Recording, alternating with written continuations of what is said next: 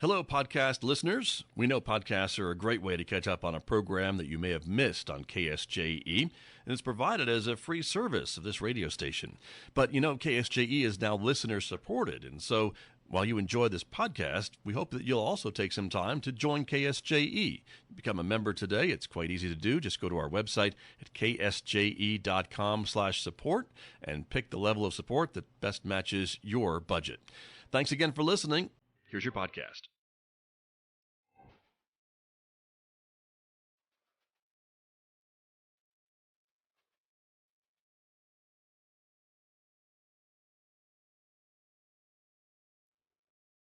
Welcome back to Right on Four Corners. I'm your host, DelSheree Gladden. I'm a USA Today bestselling author of over 30 published novels and a 9th grade English teacher.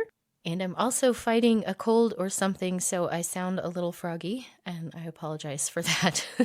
On this week's episode, I have Misty Pulsipher, and she's going to be talking about the main book that I got to read was Mansfield, but she writes Austen retellings. So we're going to be discussing that and that process. Misty, go ahead and introduce yourself. So I'm Misty Pulsipher. As you said, I work full-time as a counselor for my church. So that's what I do when I'm not writing. I'm originally from Utah, but I've moved all around. My family's lived in California, Maryland, New Mexico is where we are now, and Utah. So we've kind of moved all around. I've always written, but I started writing Jane Austen retellings. My son, who's now almost 17, was a baby, so probably a good 15, 16 years ago. And it's just kind of evolved into what it is now. We'll just kind of dive in. There's a lot that we can talk about. But I wanted to start with the book that I had the opportunity to read was Mansfield. And this was one I actually had never read Austen's book on this. So I was like, wait, which one is this? So that was kind of fun because I think I've read just about everything else, but this was neat to look it up and kind of see what the original book was about and then look at your version of it. So this retelling, whether fairy tales or folklores or a well-known author like Jane Austen, is a popular genre. Very, yeah. How do you approach it? Because I feel like everybody takes a different style or different way of looking at doing retellings. Sometimes people just put it into the modern times, but keep the majority of the story in place. Or maybe, twist it into something new, take it in a different direction, different ending, that sort of thing. So tell us a little bit about what the original story is and how you adapted it or changed it to make it your own. Okay. So first of all, one of the reasons I chose Mansfield Park is because it's not as well known. My first one was Pride and Prejudice that I did, and everybody knows that's been redone so many times, both on the screen and now that the public domain has opened on her stuff, also, retellings and literature. And so one of the things I loved about Mansfield Park was it was not as well known. I feel like I like to keep major plot points of hers, but definitely want it to feel like it's my own.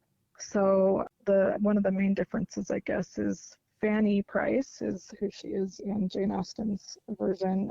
She is Edmund's cousin, and so she does get sent to live with his family because her family can't afford her anymore. They did that back then. Weird. We'd never really do that today, but they gave kids away all the time. So that's kind of what happened. So technically they're cousins, and in today's world that doesn't work.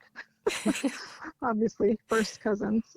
So one of the biggest challenges was coming up with, how can these two grow up together but not be blood relatives, and how does that seem realistic? So that was kind of what I did with that.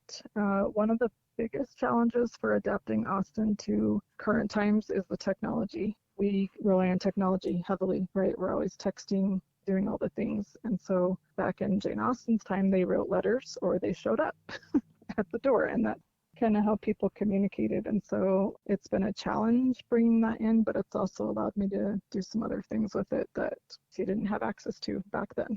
The other thing that's pretty difficult adapting is that in Jane Austen's time, people were either in the trade class or they were a gentleman, so they didn't work. They just had an estate and they sat around all day and did embroidery. It's been a challenge to try and incorporate livelihood into my stories and make those also seem realistic without it taking over it takes over our lives today, our work. That's definitely a hard one to balance in real life. But yeah, also Mm-hmm. in fiction, I think in a lot of genres where it's not mystery or detective, where the job is Mm-hmm. a major factor of the story, it's like with a lot of other Mm-hmm. things, real life stuff gets in the way. Like, how do we Mm-hmm. not have to, be at work and Yeah. things like that? Yeah. And that is an interesting challenge that you bring up of Mm-hmm. such a different Yeah, type of one of my characters society. is a teacher, Hmm. like you, right? So I did a summer book, and that meant she was off for the summer. So that one worked, but I can't make everyone a teacher. So, True. You got to keep the variety going. hmm, But yeah. I want to dig into a few of those that you mentioned a little bit more. But first, Mhm. since Mansfield Park is one of the less well known Austen novels, give our listeners just a brief overview of the storyline so they kind of know Okay. what we're talking about once we get into it. Jane Austen storyline, right? Her original. Yeah, and then we'll talk about Okay. we'll dive into a little bit more some of Sure. the changes. Okay. Awesome. Yeah. So Mansfield Park is actually my favorite one of hers, and that's odd because again, it's not that well known. But Fanny Price is a little girl that grows up in a home with lots of kids. They're poor. Dad is always drinking, and he pretends like he's a gentleman without work, but he's actually not. So he's just doesn't support his family. So Fanny Price's mother is her two sisters live on an estate, and one of them married better, quote unquote, for money, and Fanny Price's parents married for love, quote unquote, again, love. And so, they decide to take the sisters decide to take Fanny off of their hands because they have so many kids, they can't afford everybody. So she comes to Mansfield Park as like a 9, 10 year old, something like that, and it's very cold and imposing. The Bertrams, who are her aunt and uncle, have two older girls of their own. They're very kind of snooty and whispering about her and all the things when she gets there, and it's completely different from home, what she's used to. And so Edmund is the older cousin, and he's the one who befriends her, and they become really close, best friends. And of course, Fanny is in love with him for her whole life. He doesn't realize that at first.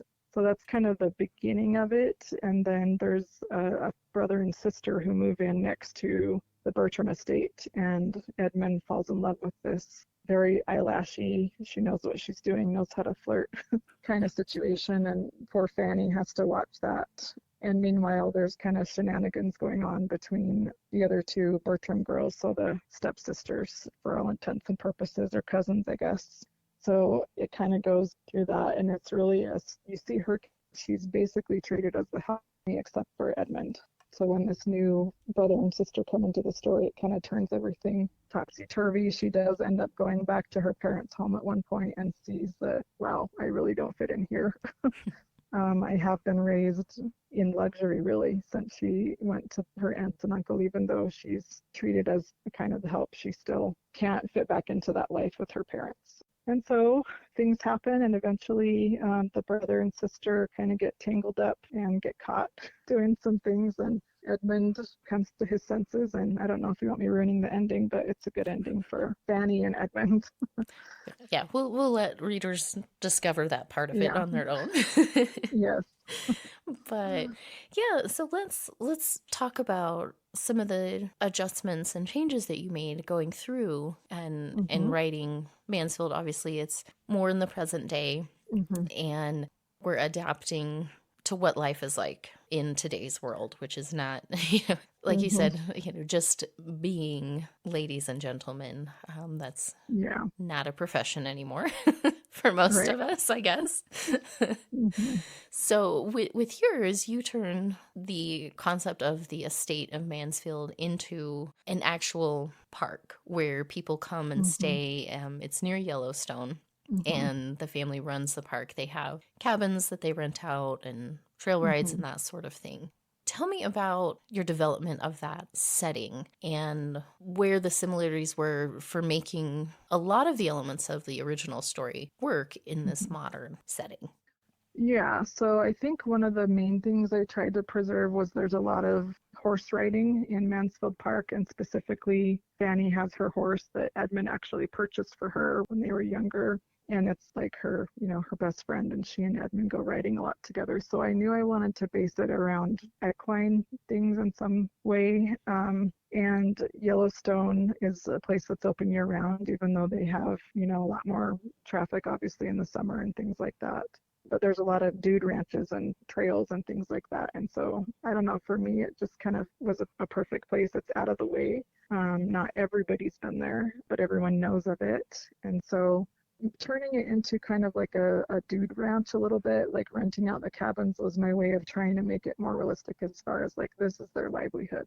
They can't just sit around and play poker and do the things all day. That was my way of trying to make it feel more realistic in our timeline. One of the other things that I think this setting provided was a really good, realistic way to bring in the brother and sister characters. Right. Because that's something today, like, I mean, occasionally you may have a relative who needs to stay with you for a little bit, but like that was much more common to just go spend a month or two at a friend's house, or, just go live with someone temporarily. Like, we don't really do that today. That would be an odd thing to just, have someone come into your life and stay for a couple months. I liked that adaptation of this was a completely realistic way. Just this traveling wealthy brother and sister who are out just kind of adventuring, pick this spot. And from Europe, from Europe, people do travel from all over the world to go to Yellowstone and a lot of other places here in the U.S. But that in particular is pretty realistic. Absolutely. And it gave you this way to make them exotic characters who could come in and kind of just bowl everybody over with their charm. Right.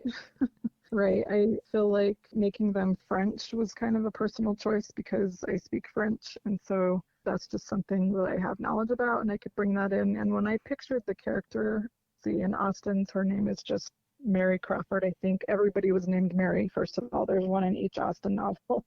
So I'm like, I cannot use that name. I've got to change it. I just really pictured her as this like overly perfumed French little doll, that like overdoes everything. And so it kind of just fit for me that she was French. Yeah. You have Edmund, who's, kind of recently back from college in your version and struggling with trying to keep his distance from Annika because he believes, his family won't be accepting of that. And there's the age difference there. He's about 5 years older. Yeah. Right. Yeah, I think 5 or 6, something like that.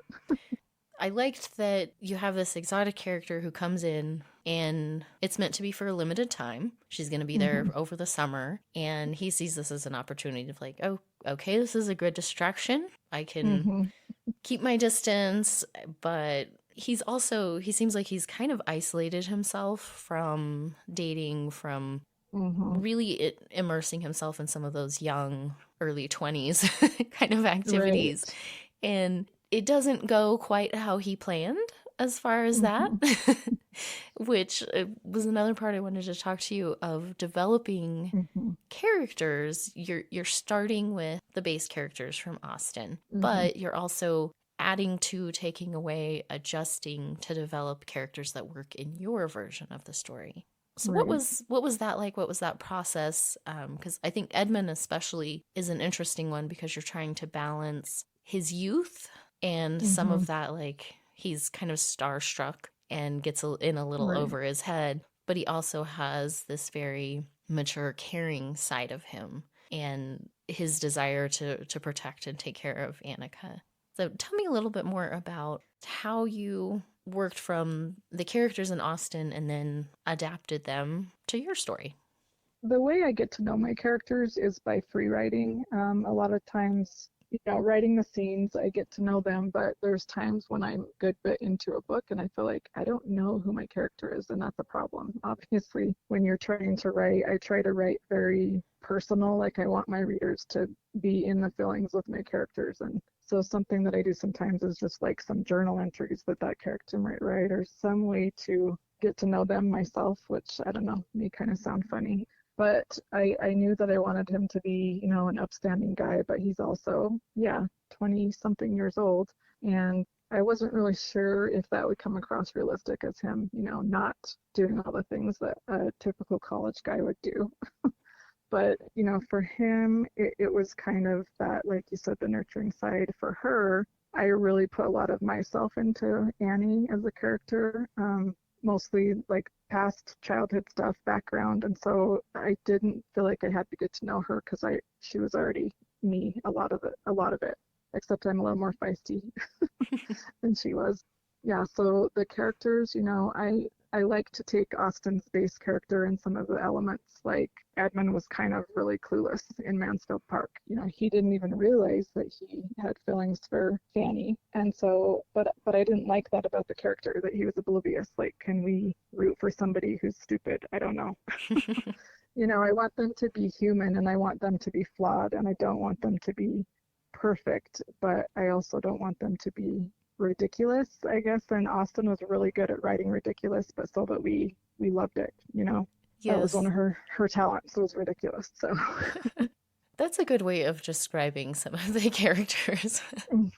But yeah, like over you the still top adore. ridiculous, Hmm.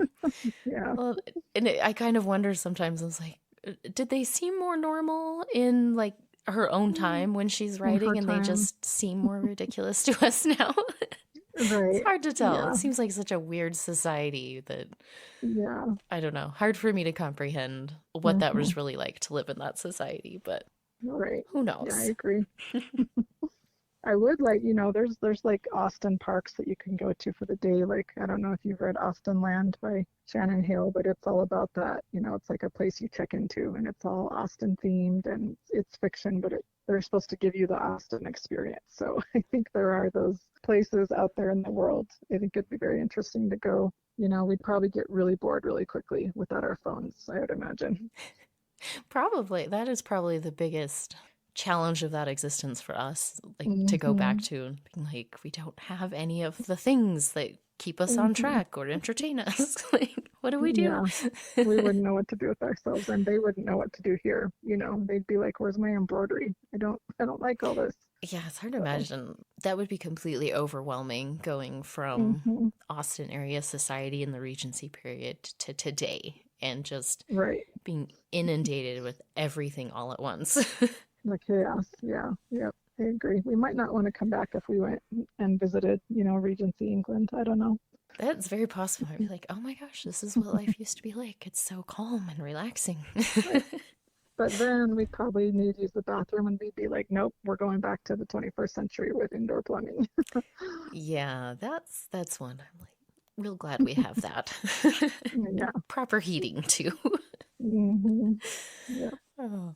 Well, let's talk a little bit more about that technology side of it, because that is something Hmm. I was thinking about when you mentioned that.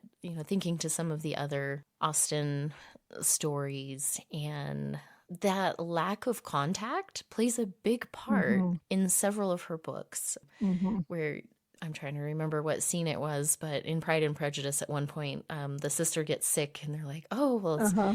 it's too far to ride back on horse. You should just stay here for a couple of weeks." And it's like Right. now Which it'd would be not happen. ridiculous. Be like, "Oh, Right. she caught a cold. We're just gonna keep her at our house for the next week." Be like, Right. "What? Yeah. Give me my kid back." Yeah. Yeah. Yep. I agree. It's different. It definitely poses just a challenge, and especially in the relationship development between the characters, right? I mean, take Pride and Prejudice, for example. There's lots of like romantic tension when their eyes lock across the ballroom and they haven't talked in how long. Like, we don't get that because we text, let's be honest. Hmm. Or we call or whatever. And so it does, to be realistically modern, it has to be in there somewhere. But I try to use it to, I don't know, enhance the relationship arc or things like that. But it's a challenge for sure. Well, there's certain elements where, because you have Edmund's been off at college at the beginning of the book. Hmm. He comes home early to be able to participate in Annie's graduation and be there to support her. And Hmm. like we do get the sense that yeah, there's been texting back and forth, like they've stayed in contact, but Hmm. for two people who are as close as they are, like it's just not Right. quite the same. Yeah. And I did like that element of they're in contact because it would have been unrealistic for, in in today's world to Right. be like, oh, you left for Yeah. college. Oh, we'll And I see you didn't see again you in for 4 6 years. months. Yeah. Right. Yeah. Yeah. Only getting that time. So yeah, they are in contact, Hmm. but you built this really close relationship where texting, calls here and there when they had time, like it's not enough and it's not Hmm. the same connection that they're used to. So there is this longing between them, even with Edmund, who, isn't quite to the point of being able to understand the depth of his feelings and the direction he wants to take it. He Right. still misses her presence and needs to be near her and make sure she's okay and be involved in her life. And Right. I thought that was a good adaptation of dealing with, yes, we have the technology to stay in contact today, Hmm. but for this particular couple, like it was reasonable that that wouldn't be sufficient, that there would still be that deep sense of missing and Right. wanting to be back in the physical presence of the other person. Yeah. Well, thank you. I tried. You did a lot of things that I really enjoyed the change that you made. Okay. Because you stayed pretty close to the original storyline as far as, like you said, like the Hmm. major story points. Yeah. Glad you changed that they weren't first cousins. I That's mean, kind some of a people weird might one think to that's do hot today. if you've got like a flowers in the attic vibe going, but yeah, I was like, ew, it's too icky. I can't. Yeah, it's like, no, let's just stay away from that one. But it was really neat to see your take on it and how you adapted elements of the characters, like Edmund not being quite so, head in the clouds about everything. Hmm. He still had that Just a little bit. youngish, yeah, Yeah. 20 something year old guys, they girls Yeah. too, but he's Yeah. swayed and a little bit Hmm. off in La La Land in ways that it's like, yeah, I could Yeah. see a early 20s something doing that. Right. Yeah. I mean, awkward, right? Like, let's face it, sometimes we just don't have the social skills today Yeah, because of technology, right? So I don't know, yeah. maybe he's a late bloomer a little bit, I guess, is kind of how I saw that. Hmm. Well, and I think the closeness of the relationship you built between Edmund and Annie, he really, I think, kind of shut out a lot of those other social aspects because he was so Hmm. focused on taking care of her and being there for her and overly investing in that Hmm. relationship to the point of, nobody else really occupied that much space in his mind, which Right. you saw in some of his mannerisms and his lack of thought in certain areas of like, oh, wait, like, yeah, that was a hurtful thing to do. Like, he didn't think about it in the Hmm. moment Right. because he hasn't had that practice of being in other relationships and realizing Right. how much something little, like at one point in the book, he takes the girlfriend, the summer girlfriend. Marcella. Yes, up to Mm. a loft area that's special between him and Annie, Yes. and he's kind of, doesn't think about it in the moment. He's showing her Hmm. around and they're going and, visiting different places and Hmm. things like that where it's like in his mind in the moment he's with Marcella or he's with another Hmm. family member or something and he Right. doesn't think through how much of an impact that's going to have on someone else. And I thought Right. that that Because did show that isolation socially. right. Yeah, I mean, he is very focused on her. I think I wrote something like as a kid, he was just, he got to be like a caretaker because he technically was the baby brother of, the two, not the youngest kid in the family, but his sisters were, pretty independent and kind of just had their own little clique. And so for him, it was an opportunity to take care of somebody. And of course, for Annie, like he's her whole entire world completely. And so yeah, I kind of liked the dynamic of we've grown up together, so it's almost like a forbidden love, but it's not actually forbidden again because they're not family. I don't know, that kind of dynamic really appeals to me. Like we know each other inside and out, but now we're falling in love and it's new and all the things. So, Yeah. Well, and that itself, presents some unusual relationship challenges where hmm. they have grown up together. They do know each other on a certain level Hmm. extremely well. But Right.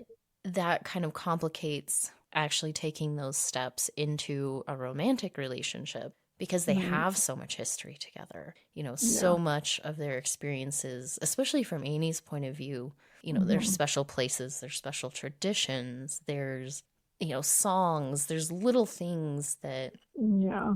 they have so much history built into that she has a really hard time seeing outside of that. Hmm. And Yeah. that causes some problems with The just the newcomer. relationship. Yeah. Dealing with some of Yeah. those feelings that she's never had to deal with before, and then figuring Yeah. out who she is as an individual Right. because she spent so much time being Edmund and Annie. And that's a Right. really hard thing to navigate. Yeah, and that's the reason she goes home, kind of again, is because an opportunity comes up and this may be, I don't know, too personal, but I lived with different people growing up when my mom wasn't in the picture, and so going home was like this huge thing of like, oh, I gotta go be back home with my family. Like I don't have to feel like an intruder here. I don't have to feel like this is the family that I live with, but I'm not part of the family. And so for her to want to feel that again, and then of course she gets home and she feels nothing like that because her family is even worse, than they were when she was there, except for, of course, her sister, who she is able to renew that relationship with. Well, I'm just looking at the clock and realized we're already just about out of time. So Oh, time flies we when had you're all having kinds of so much other, fun, yeah, right? lots more questions, but we'll leave those for future readers to Okay. dive into as they Yeah. hopefully go check out the book. But I did want Yeah. to ask, I know you're busy Hmm. with your counseling and family Hmm. and everything else, but I wanted to ask before we wrap up, do you have projects that you're working on right now, or are you taking a bit of a break?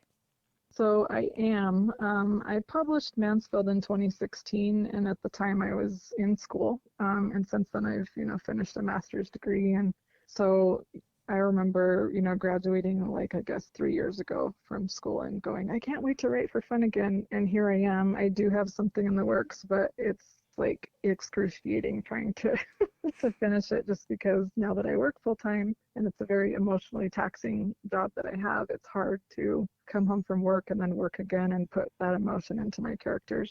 But I do have something that I'm working on and it's going to be released next summer, and it is another Austen retelling. Again, one that people don't really know. Keep me in the Yeah, loop. I'd be happy to have you definitely. back and talk more about that when you're ready. In the Oh, I would love that. meantime, where can people find you and keep an eye on the progress and when the new book's going to be out? Yeah. So I do have an author page on Facebook. It's just like author Misty Pulsipher or something like that. I think that's, I guess I should know exactly right. But that's where I typically post when something's going to be released. My books are all available on Amazon in paperback and ebook.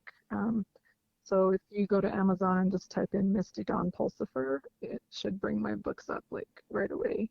That's my full name. So my parents were hippies, and I get a lot of questions about my name as far as, are you a stripper, things like that. But the real reason is my parents were hippies. So I personally have never stripped. Now they were likely high when they named me, so it's possible. But anyway, that got off the rails there. But they are available on Amazon if you search up my name. So Yeah. As I've yeah, learned, unique names make it easy to, get your social that's media in true. order and easy for people Yeah, to you know find all you. about that. Yeah, that's true. Well, Well, thank you so much. I really enjoyed talking with you and being able to talk about this. It's kind of motivating me to write some more, so that's good. well, good. Well, I'm being able to read more and meet more authors has been helping me try to get back into writing too. I kind of took a break Yeah. while I was in school and all over Mm-hmm. doing crazy stuff. Um, Yep. so yeah, this has been great, and hopefully we both get some writing done. And I'll look Yeah. forward to hearing more about your project next summer. But thank Okay. you so much for taking the time to talk with me and come on the show this week. Thank you. I really appreciate it. Best of luck. Thank you.